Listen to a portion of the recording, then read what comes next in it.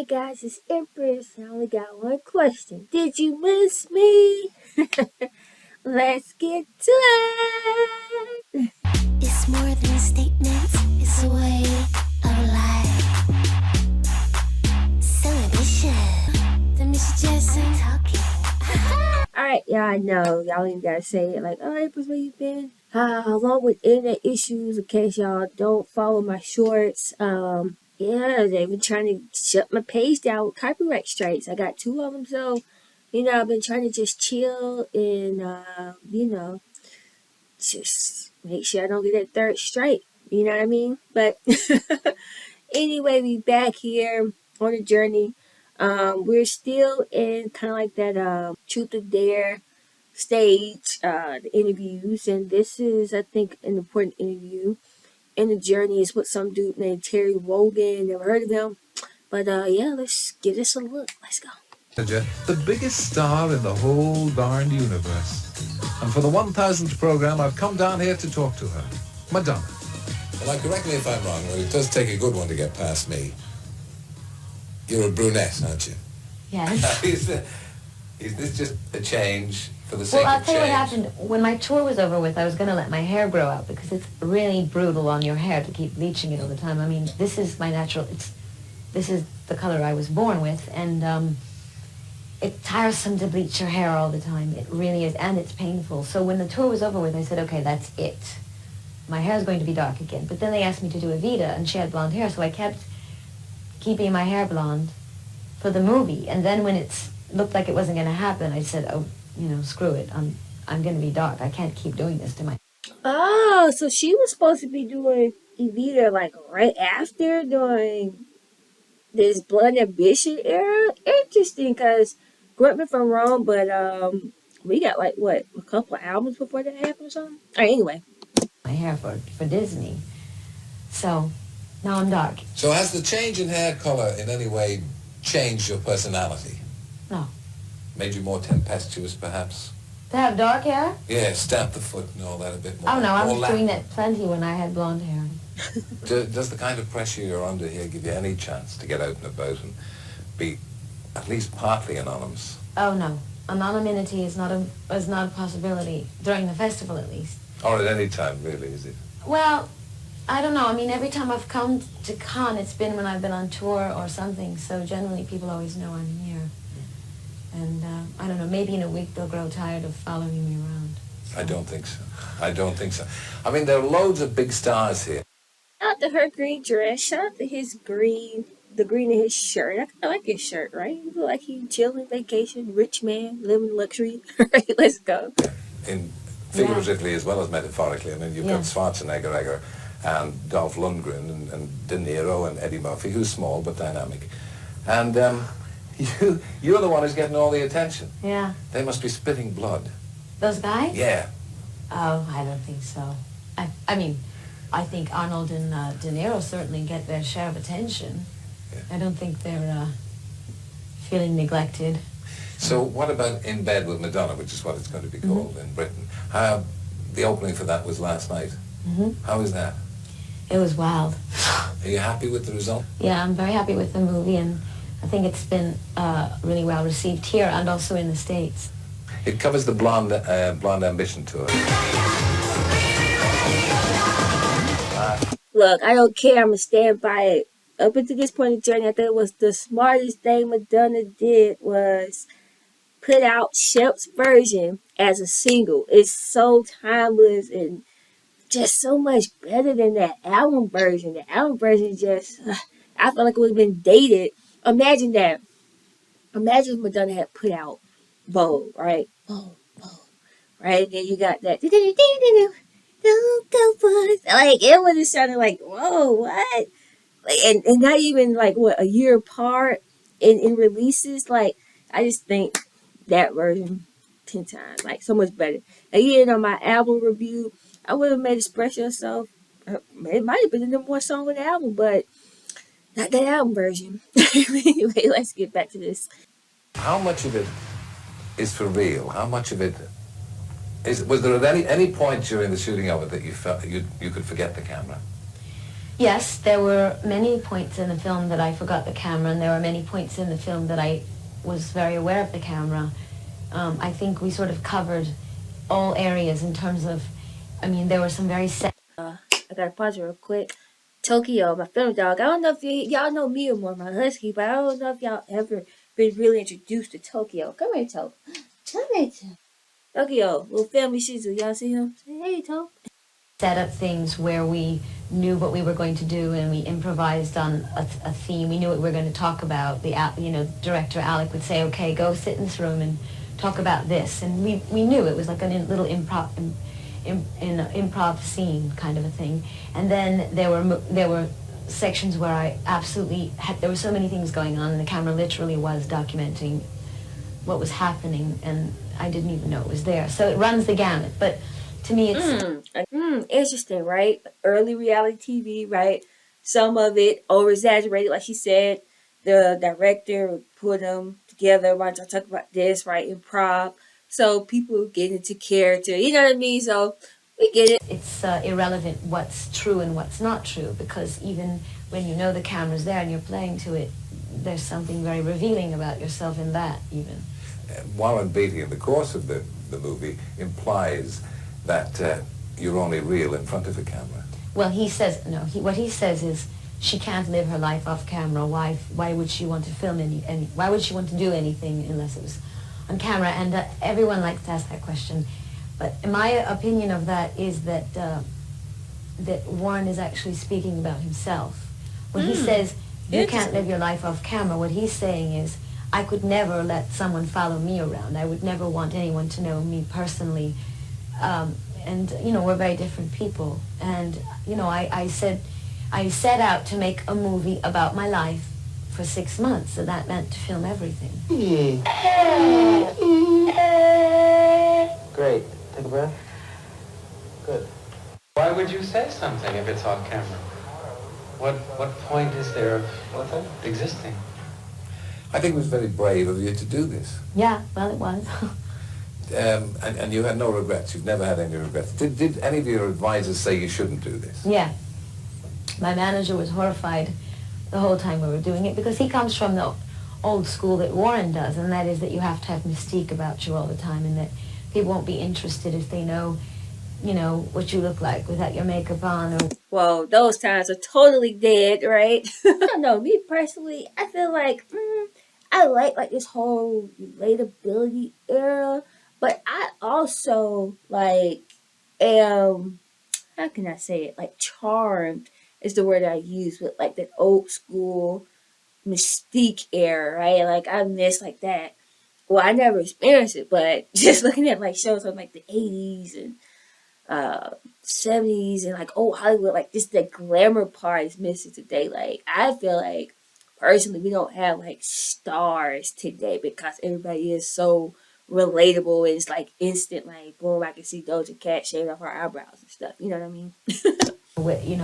When you're upset, when you're feeling tired, you have to cloak yourself in this, Garbo-esque, aura of mystery, and that you will lose your appeal to people. But I don't agree with that, and I don't think that it's possible to reveal yourself completely.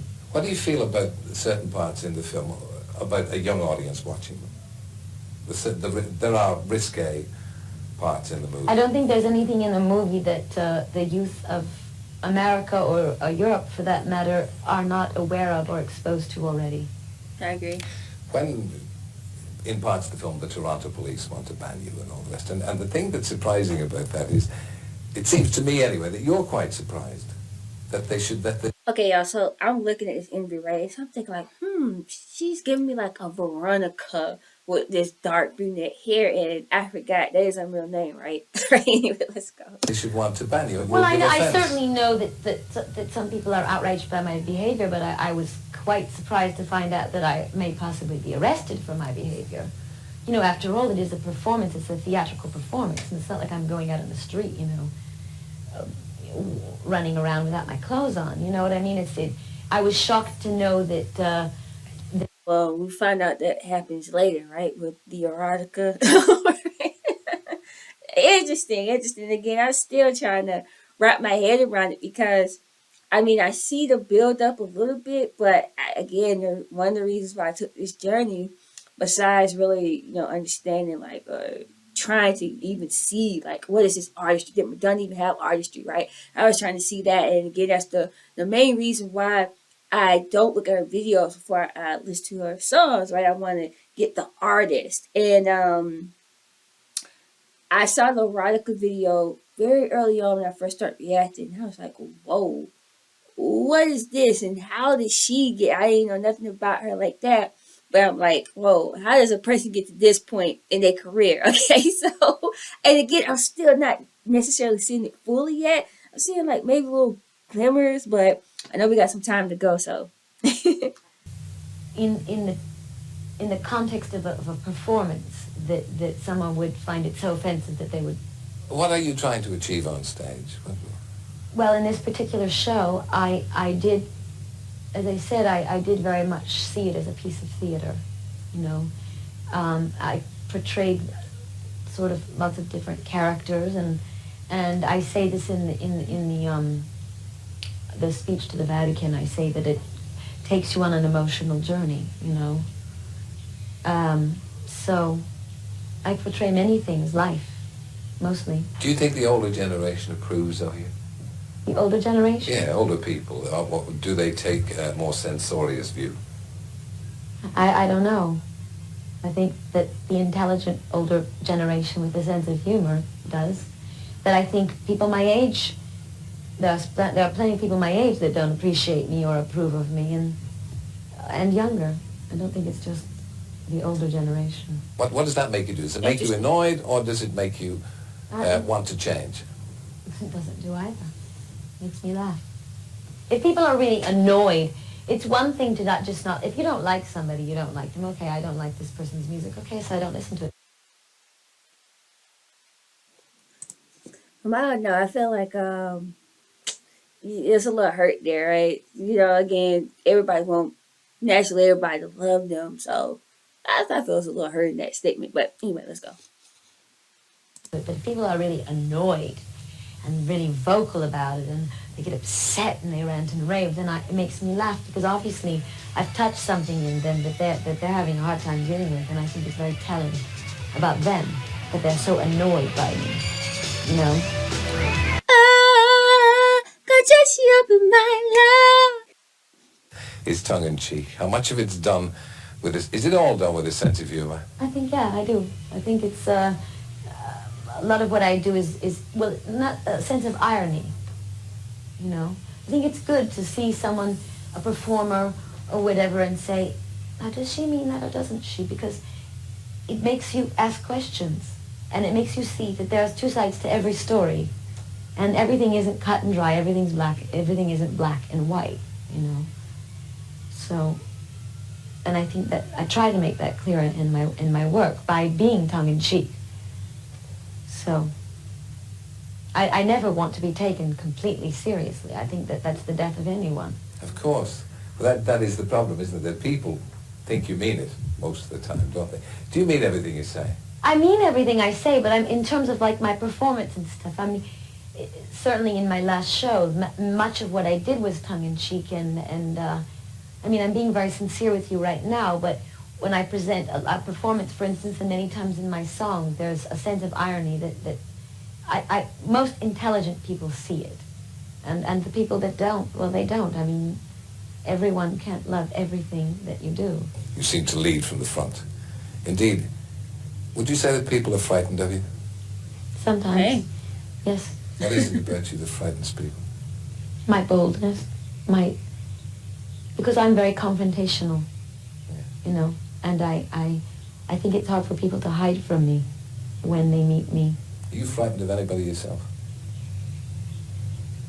I suppose I have been, yeah. Yeah. What makes you nervous of people?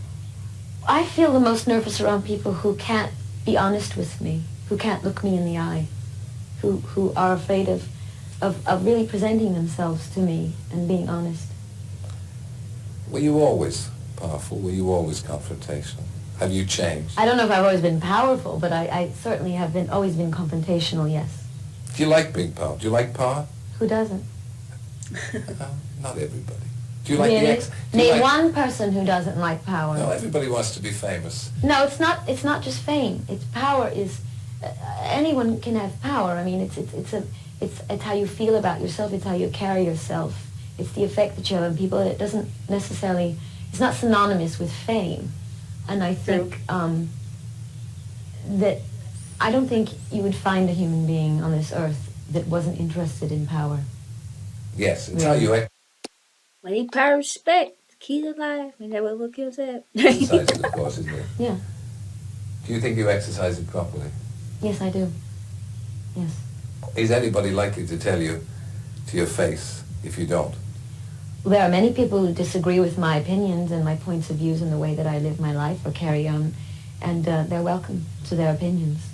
But within your own circle, is there anybody who ever disagrees with you? Yes. What do you do to them? What do I do to them? I Right. have them sentenced to jail and I have their heads cut off. Yeah. But what I mean is, do you welcome I listen to, disagreement? yes, I absolutely insist on it. I don't want a bunch of people, you know, running around kissing my ass all the time. I prefer people to Is that true? Is that true? be really upfront and honest with me. I don't mind that because it gives me a chance to explain not only to them, but once again myself, why I do the things I do. The thing that I notice about that everybody notices about you, so you'll excuse me if you've been asked this before, you seem to reinvent yourself every few years. Is that a conscious thing, or do you just get tired of yourself and say, I want a new Madonna every couple of years? Well, I don't think it's a question of getting tired of myself, but it's like, it's all different aspects of my personality, and I just kind of I focus in on different aspects of my personality, and I kind of get very involved in it, you know. I mean, like sometimes I'll feel very vulnerable and that's how I'll appear. Sometimes I'll feel very strong and that's how I'll appear. I mean, I don't think there's a big difference between what I do and what, say, De Niro does when he gets completely involved in a character, and for that 6 months or whatever, he walks around all day long with his, you know, weighing 40 pounds more than he does, with long hair or whatever, and he completely changes, you know, his appearance. And, you know, obviously he's searching out, you know, I don't think an actor chooses to do roles in movies that he can't somehow relate to in some way, you know. So, in a way, I think it's very similar. You know, I'm just kind of acting out different parts of my personality. Does it strike you that sometimes, for instance, if you feel your popularity is flagging, that you must be something, you must be more outrageous, you must do something else? No, that's my Small business. Interesting, but up until this point, I understand her popularity hadn't waned at all, right? If anything, it's like she's at the height of her career right now, right? And what's really striking to me about this interview is her posture. Like, I can't put it into words why I'm so fascinated with it, but it's unlike the interview she had with my boy, what's my dude from Australia with the hats?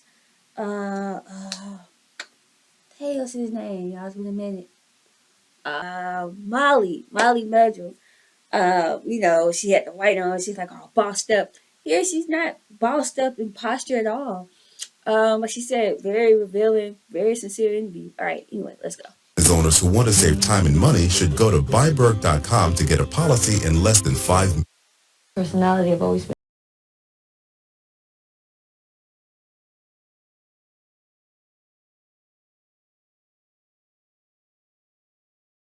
How about your life now? As we look out here, we can see a huge yacht out in the bay. And Not my yacht. Joan Le Pen. No, that's my one. Oh. But it's a fine yacht too. But as you look out at it, you Terry, was that a flex? a good life, etc. Do you ever stop and think, what am I doing here? No. Yes, I do. Yes, I do. And if you look back on the hard days, maybe not bad days, but hard days Yeah. in New York, what do you think about? Do you think, how did I get here? I say, wow, you know, a lot has changed. I've come a long way. If I sometimes I think, God, did I know when I was 17, sitting on the fountain in the middle of Lincoln Square, wondering if I was ever going to have a friend, or wondering what was going to happen. Could I ever have imagined that this would happen to me, you know? And I can't, you know, it's unfathomable sometimes. And they always say, God could dream a bigger dream than you could dream for yourself. Like, that's facts. When you were there, did you have dreams that you would be where you are now? Well, I had dreams, but I mean, I didn't know what the south of France looked like. I'd never been anywhere except Michigan and New York, so how could I even know, you know? Have you ever thought of running for political office? Well, I guess I have thought about it, but I'm kind of politically ignorant about a lot of things, so I wouldn't dare to exercise that notion at this point But in my life. you are a role model. You're a strong woman. We've had a woman prime minister in Britain. You've never had a woman president in the United States. Have you any hopes, dreams? I make jokes about it. A lot of times people say, well, when are you going to run for president or whatever? Well, I don't know. Be careful what you wish for is what I say. That's right, you might get it. Is there a mother in you? Yeah. You seem to be very motherly towards, perhaps motherly, but maternal anyway, Yes. towards the dancers, for instance, in your Yeah. group in the film. Yeah. Would you like to have children? Yes, I would. How many? I don't know, but to start with one. Yeah. Yeah. Have you found anybody that you'd like to be father to those children to settle down with? No. Unfortunately. There is again, a bit in the film at the very end where you say that Sean Penn was the only one the one He was you the man really that I loved most in my life, yeah. So far. Yeah. Do you see a chance that you would get back with him and Well, maybe perhaps he have a has- family? No, I mean, I still love him, but I have to be realistic. I mean, he has his own family now, so it would... Oh, dang, so Sean had really moved on. Okay. I didn't know that.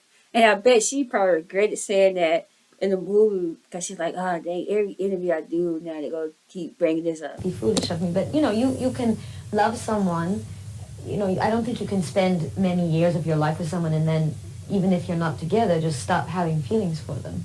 You know, I'll probably love him till I die. Do you give your heart away easily? I'm afraid so. Yeah.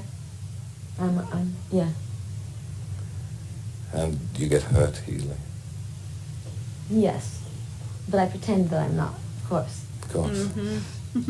Yeah. So you're very honest and straightforward, but there is, everybody has some kind of facade, haven't they? Oh, yeah. If I'm hurt, I try to cover it up with bravado, of course. It doesn't matter to me. Big deal, whatever. But, you know, I think people do that all the time. Because of your fame, because of your power, because of your confrontational personality, do you frighten men? I don't know. Do I Men- frighten you? Yes. Do you, I mean, men that you might think are attractive, which lets me out, but men that you might think are attractive and you would like to get to know better, would be afraid to come within 100 yards of you. Dang, she's trying to fly his ego at all. Like, no, Terry, you are handsome. Well, I just say, look, if they're not, obviously I couldn't be with someone that's afraid of me. So, you know, it's not like I'm a big surprise to people. If a man sees me and they see the life I lead, everybody knows the kind of life I lead. You know, if they're willing to come within, 20 feet of me, then I think they pretty much know what's going on. You know, and if they're frightened of me, then they shouldn't come near me. What chance have you got of a normal, if any, a normal relationship? What's a normal relationship? Well, an ordinary man and woman relationship that isn't constantly exposed to press speculation or the media. I don't know. I mean, look, I'm not sitting here feeling like, oh, it's hopeless. I can't have a relationship with anybody, And I think a relationship, especially in the lifestyle that I need and the business that I'm in, is very difficult. Do you have time to be sad about that, or does that occasionally? Time make to you- be sad? To be sad about it. Of course I do. Yes. I mean, fame and fortune isn't everything. So. You don't regret it though. You don't. No. There's no point you say. No, because I have loved and I've had a very good life. You were brought up a Catholic. Yeah. Are you still a Catholic? Not a practicing Catholic. I mean, there are things left over inside of me that I probably unconsciously I am a Catholic, you know, things like that are hard for me to get rid of. Did the Vatican coming down hard on you, did that make you resent Catholicism? Did it make I already resented Catholicism, yeah. I mean, I resented it as a child. You know, I thought that there were many unfair things about Catholicism, things I didn't agree with, and that just, you know, made me feel even stronger about that. So what about the prayer before you? But I, you know, I don't think you have to be Catholic to pray, or practicing Catholic to pray. And I still believe in God, and I think prayer, for me, it works. You know, I think religion is best when it's personalized. You know, I'm not any specific religion per se, but I'm a spiritual person, and I think prayer is useful for me. And I think it's good when you're like about to go into a battle or play a game or whatever, you know, an athletic game. I think it's a unifying thing. It's a way to get people focused and get together, and it was a really important part of being on tour, and it's an important part of my life now. Are you a team player or are you an individualist, would you say? I'm both. Yeah. Yeah. Do you ever look in the mirror and say to yourself, I wonder if I've got myself wrong? You don't seem to me to be somebody with any doubts. I have many doubts. I have a zillion doubts. I you know, every time you think you figured something out, you wake up the next morning and you go, well, maybe I don't know what I'm talking about. Oh, maybe I don't know myself as well as I thought I did. I mean, that's what growing up is about, you know. Do you miss your mother still? The mother who yeah. died when you were Of course. Yeah. What kind of questions are these? Do you think you'd be a different person if your mother was still alive? Or Of course. would your stage act be the same? Would you, your I probably performance? wouldn't be in the entertainment business if I had a mother. Really? What do you think? I have no idea. I'm just sure things would, I mean, it was a very big thing in my life. It changed me. It made me, it turned me into the warrior that I am. I mean, because it hurt me so deeply that I said, okay, I will never need anyone again. I'm gonna, since I don't have my mother to love me, I'm going to, and my father is spreading his attention with 8 brothers and sisters, I'm going to go out into the world and make the world love me. I mean, this is what I say to myself as a child. This was my catalyst for doing the things I did. If I'd had a mother, I'm sure I would be doing something completely different. What about your father? Is he a benign influence on you now? I mean, there's an element when he comes in and applauds your show, obviously, but he has some reservations about it in the film. Who wants to come? And when? Well, whatever, you know. I mean, Dad has a very large family, and my father's had a really tough life himself. And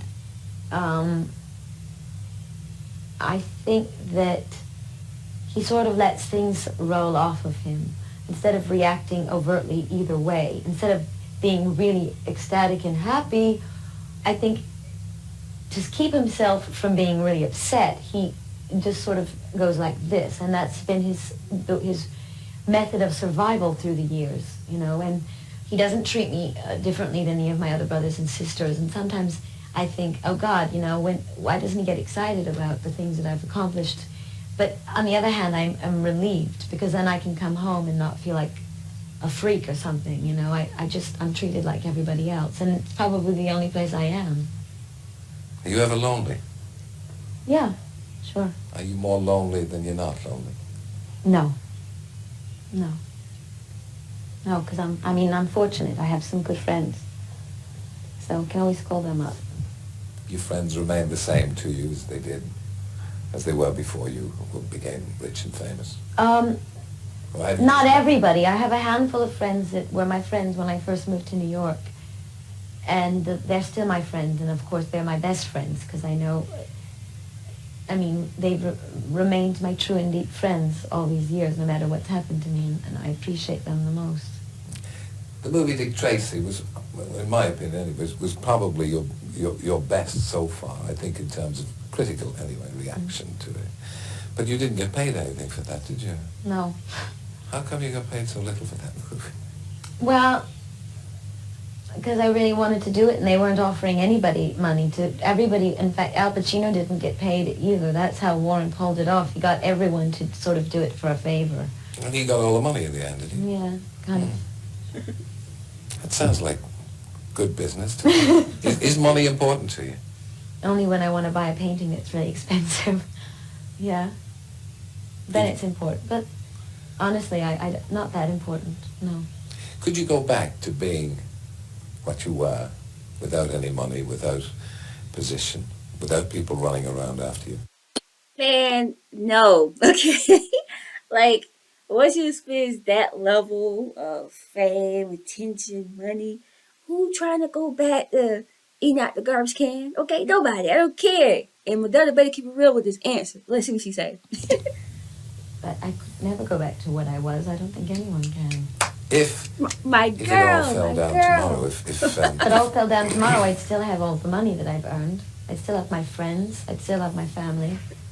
Yes. So I wouldn't have to work another day in my life. Like, I'm still rich, I'd so be what? mindful. do you ever feel like doing that? Mm-hmm. Do you ever feel like giving it up? I mean, do you ever feel, oh, God, I'm fed up with this? Yeah, sometimes I do. Yeah.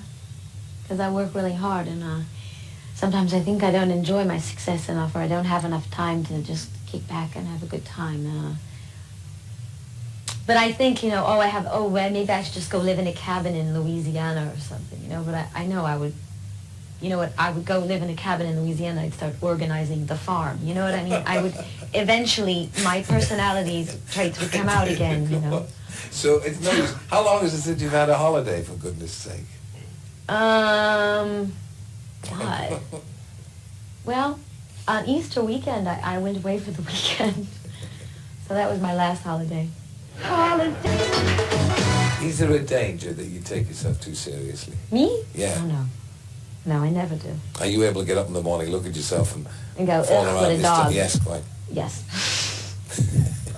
Yes, I do that every morning. And what about the fitness? You're jogging in the morning that you do. You run for 6 miles, don't you? Sometimes more. If it's doing me, it's actually a time when I meditate. So it's spiritually, it's great for me. It's when I sort of tune everything out, all the problems, all the stress, all the requests, all the demands, all the expectations, and I just run. It sounds really corny, but it's really Zen-like, you know what I mean? It's the time that I escape. And so it does me a lot of good. How are you going to keep all those balls in the air that you've kept so successfully? For a long time now, you've kept in the forefront. People might say, oh, she's slipping, and then back you come with a bang. You can't keep doing this, can you? I don't know. I don't do it for other people. I do it for myself. I mean, I don't sit in my room at night going, oh, God, how am I going to keep everybody interested, But this is just what I'm thinking at the time, what I feel like doing. And if I grow tired of being in the public eye, or I grow tired of, I just want to take a break, then I'll do it. Yeah. I don't feel the pressure that I have to keep. I mean, I've accomplished a lot. I don't think I have to keep going and doing the same exact thing all the time. You go back to being blonde again, would you? Maybe if a role requires it in a movie, but I'm actually quite relieved to have dark hair right now. You wouldn't go redhead on us? No, I don't think that would look very good on me.